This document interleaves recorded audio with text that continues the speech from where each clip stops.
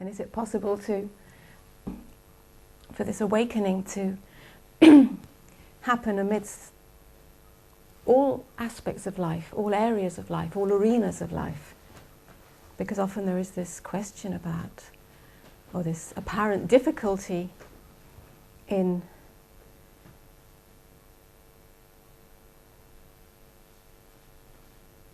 allowing the idea that awakening can happen in the busyness of life, with children, with family, with maybe jobs that are not really what we want to be doing, and all this. So these questions come in many forms. And there's both a fear and a hope around awakening. A fear that awakening will strip you of everything that you think of as normal. That life will become meaningless. That everyday life will become meaningless. And then what? And then we'll be outside of society, or outside of everyday reality, or unable to engage with our lives. Well, there's a hope that we're catapulted into some transcendent state where we don't have to engage with the world because it's too painful. We don't have to engage with the bittersweet messiness of our lives. That everything becomes perfect and easy, and we become something else. But there's awakening, and there's the maturation of awakening.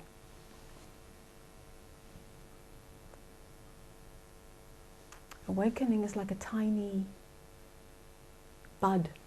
It's like the moment the bud appears on the tree branch. It's the moment the light bulb goes off and we wake up out of the slumber of separation.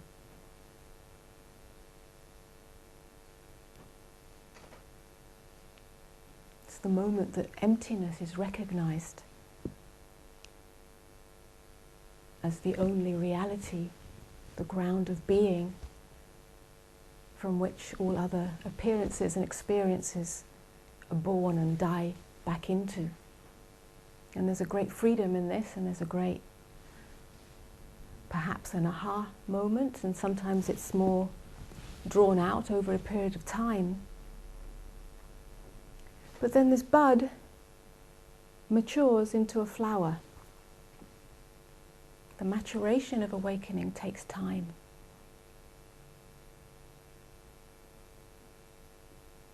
And that's when this idea of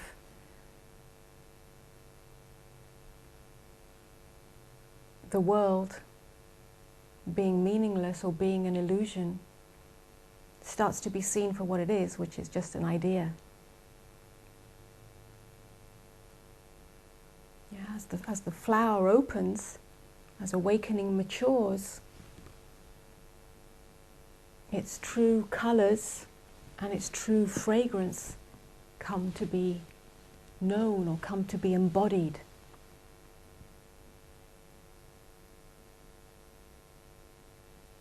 And then there is no idea of what it should look like or what it shouldn't look like or what you can become.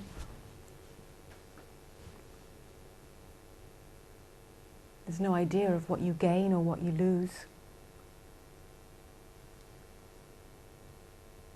You're simply okay with what's happening, just as the flower, when it opens, is okay whether somebody comes along to enjoy its fragrance, or the honeybee comes to enjoy the nectar, or nobody comes, nothing comes. And it simply is.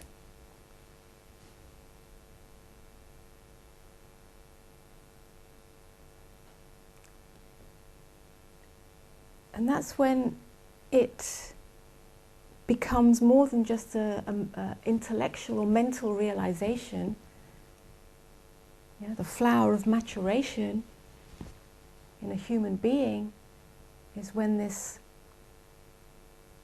realization or recognition of emptiness descends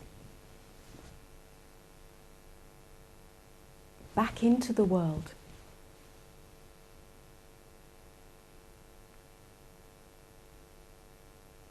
Descends back into our lives, comes through our hearts, into our relationships, and through our internal and external environment, through our hands, if you like, through our bodies, through our interactions back into the world. It brings us right back into intimacy with the ordinariness of life.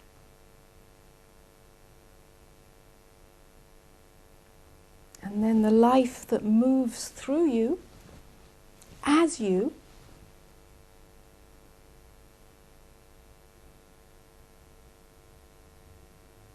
is simply given in service to that awakeness. Not given in service in terms of charity or pity or doing good deeds, but it has no choice. Just like the flower has no choice when it fully opens to emanate its fragrance. The fragrance of that which has awakened, or that which has recognized the inherent awakeness of all things, has no choice but to give itself to the movement of this awakeness through your life, as your life. And that is very unique for each individual. And for some, that means that certain things fall away. Certain things that had meaning previously may fall away. And for others, nothing appears much to change on the external. So what it looks like on the external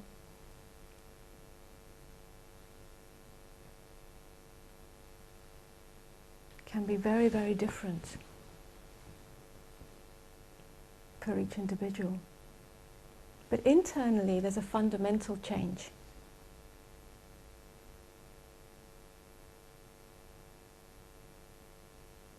It's a kind of choiceless choice where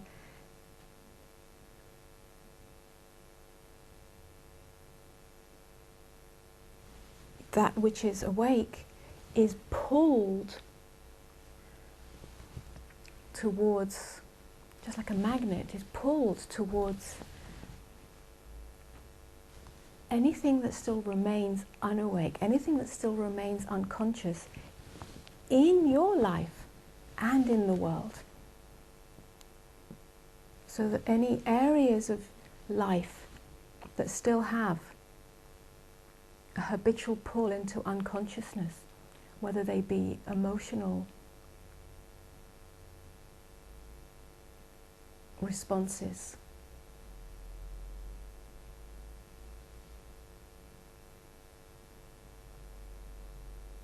maybe they're karmic,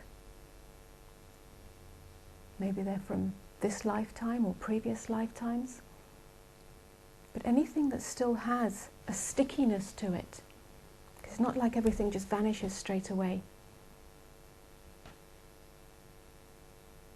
It has to be fully met before that stickiness is unstuck. So that anything that still has this stickiness, anything that still has this pull, it's pulled towards that which is awake and is calling out to be fully met, to be fully seen, to be fully experienced, to be fully allowed, to not be pushed back into the shadows again and back into unconsciousness. So very often, in awakening, it appears that life hurts even more because there's an exquisite sensitivity.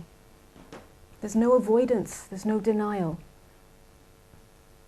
There can be, but the call is no longer to deny or avoid. And so then there's this idea of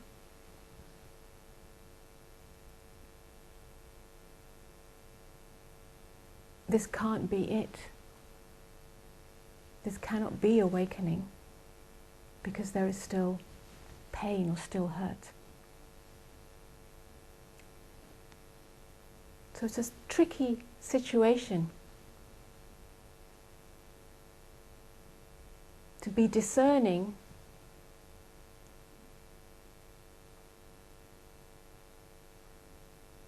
as to whether there's a delusion around awakening because there's been a glimpse of it, but still the old way of being is operating, or whether there's something much deeper going on, which is truly allowing everything that has been previously pushed away, previously denied, to be fully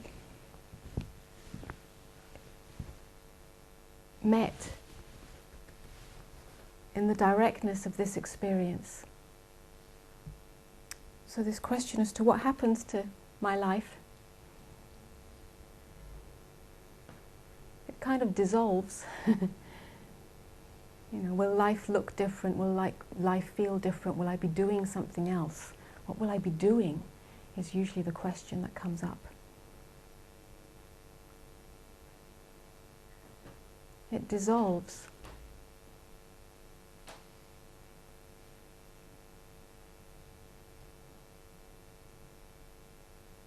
Because the question isn't, what will I be doing? Or what will my life look like? But more, am I willing to meet everything that appears in my experience as it appears? And to not know where it ends, to not have an ultimate destination. Because the maturation of awakening is a continual process. It's not that we have to keep on working on our stuff. That's not what I'm talking about. It's not that we have to keep on fixing the personality or healing our wounds. That's not what I'm talking about. All of that has no more meaning. We don't go trying to make everything right again. We're not working on anything. But there is a kind of river, perhaps a river of light or a river of love or a river of truth that starts to flow through you and goes into the deeper recesses, which can sometimes be uncomfortable or unwelcome.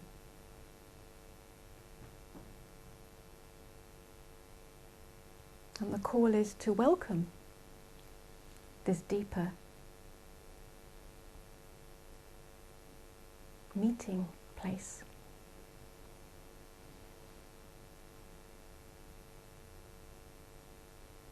Because in welcoming it and allowing it, it loses its stickiness.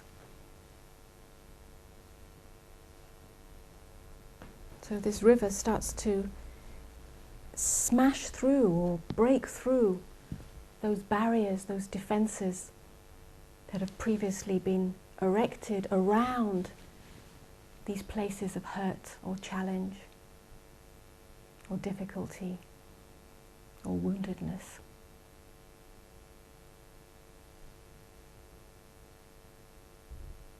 And then there is a purification, a release, a movement.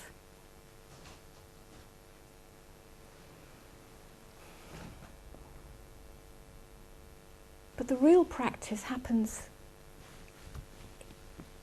in everyday life, in every millisecond, in every nanosecond, every interaction you have, every relationship, every experience, every thought, every feeling.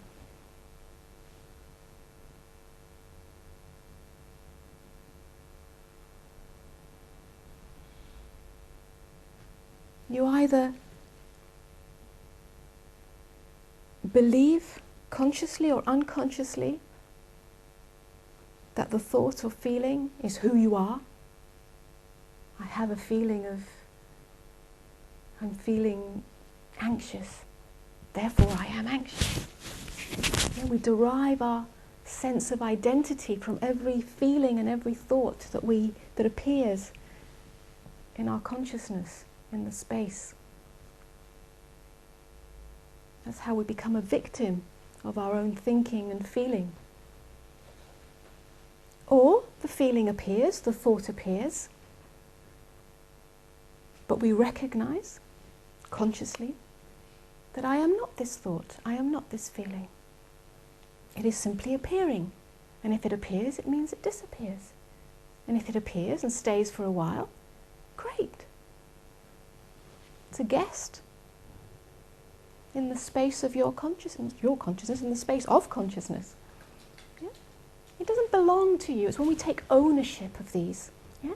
So when I say investigate your thoughts, the validity of your thoughts and feelings, I'm not saying deny them or change them. I'm saying investigate the truth of the thought, which is usually, I am anxious. Yeah? I am happy. I am sad. I am whatever. Yeah? Because we have derived our identity from that. It's okay to feel it. It's okay to experience it. Like a cloud that passes through the open sky. It's here. It's reality. This is reality. The cloud is as much reality as the sky. But the sky doesn't mistake itself for the cloud. Yeah? The mistake that we humans make is that we mistake ourselves for the thoughts and feelings that we're having or that are appearing. Yeah? When we recognize that we are the sky and not the clouds, but clouds are just as valid as the sky, they're just not permanent. The sky is permanent, the sky is eternal, the sky is unbounded. When we recognize this, then we have the seeds of awakening. Then we have the seeds of freedom. And then it doesn't matter what appears. Storms may come, but we don't lose ourselves in the storm. Yeah, it might get a little turbulent, might get a little bit uncomfortable. Maybe it's a bit more than just a little bit uncomfortable. It could be excruciating, it could be agonizing. That's the human experience. This is reality. But we don't derive our identity from that, our sense of self. It's a paradox. It's a conundrum to the mind. Well, how can I be free if I'm really experiencing this pain? The words are inadequate to describe the difference between fully identifying with the pain and fully meeting the pain but knowing that you are not the pain. Yeah? It's a world of difference. But no words and no mental constructs can really grapple this. You know, they can only just keep on nudging to the recognition that sky is who you are. Yeah? And sometimes it's a bit more sticky than other times, yeah? When it has some history to it. Like in your case, Michael, you have some history with previous situations in your life where you've been labelled or medicated or this has happened or that has happened, and we've taken on that experience as a part of our identity. It has a stickiness with certain aspects of our relationship to our parents or to our ancestors or who knows what. It gets stickier. Yeah. And sometimes the cloud is a little bit stickier with the sky, it gets a bit confused, but still we can recognize. Yeah? So the maturation of awakening that I speak of is that the recognition happens more quickly. Sometimes it happens immediately, and sometimes it may take a little while. That's the maturation, it takes time.